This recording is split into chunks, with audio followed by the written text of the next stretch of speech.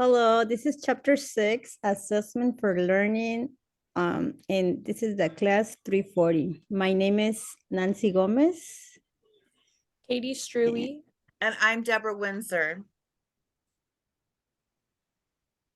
Okay, so we are talking about the assessment. So as educator, we are constantly assessing our students, but what exactly does assessments with a classroom context entail? So volunteer teacher input in assessment and honoring teachers as assessment leaders, facility building in a bridge to teacher quality. So this chapter focuses more on how important it is to assess students. So, next one. Okay, so we're going to talk about formative processes. And when we talk about assessment for learning, it is the teachers who become more reflective and use feedback from assessment data toward improving their own instructional practices that, of course, ultimately impact students' performance. So assessment for formative purposes represent a wide range of thinking in terms of its use, and it may be viewed as a set of continuous instructional practices, a comprehensive system grounded in the classroom, or a set of tools. Formative assessment is a process used by teachers and students during instruction that provides feedback to adjust ongoing teaching and learning to improve students' achievement of intended instructional outcomes. And what makes assessment formative is not what it is per se, but how the data are used. That is, the information or the evidence collected in an instructional setting is converted within a very short span into adjusting instruction.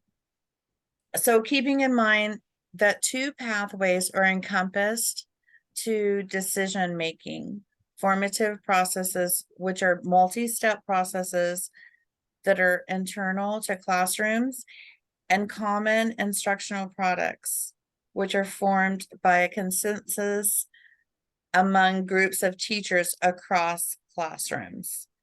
These two formats, anchored in content and language development standard, are central to assessment for learning. And the formative processes continue. So there's several steps. You can create the standards, reference learning targets or objectives and criteria for success. And there are three coordinated components to the first step of the assessment process: the standards, the learning targets, and the differentiated learning objectives. And step 2, match performance assessment to the learning targets or differentiated objectives and the criteria for success. And number 3, collect and interpret evidence of student learning during instruction and provide criterion reference feedback based on the evidence. So number 5 is make instructional decisions that advance student learning. And you can find more information on pages 163 through 174. Also, just going back to this page, if you look in our book, Assessing English Language Learners, pages 159 through 60. And then we're going to go on to slide 5. There is some common instructional products, like formative processes implemented at a lesson level, anchored in differentiate objectives that lead to learning targets centered on classroom activities and tasks based on an individual's learning decision on criteria for success.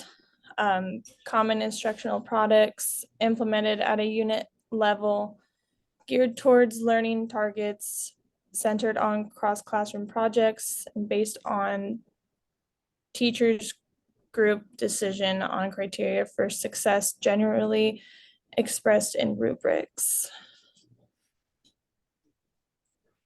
For the purpose of assessment for learning, common instructional products are a form of assessment to ultimately create an end product.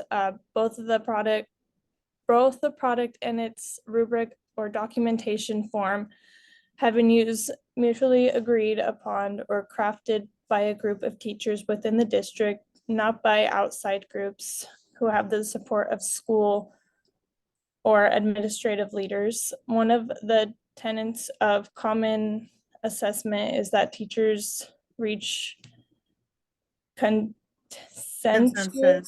Sorry. That's okay, I know.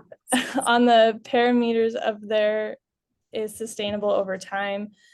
The common in common assessment or common instructional products involves participating teachers coming to agreement on setting a timetable for collecting data on the products, formulating a uniform set of directions or a series of assignments for the students, using the same scoring guides or rubrics to interpret the products, checking for reliability of scoring the student work among the teachers, ensuring the feedback based on the results is given in the same way, and reaching the same instructional decisions based on the information.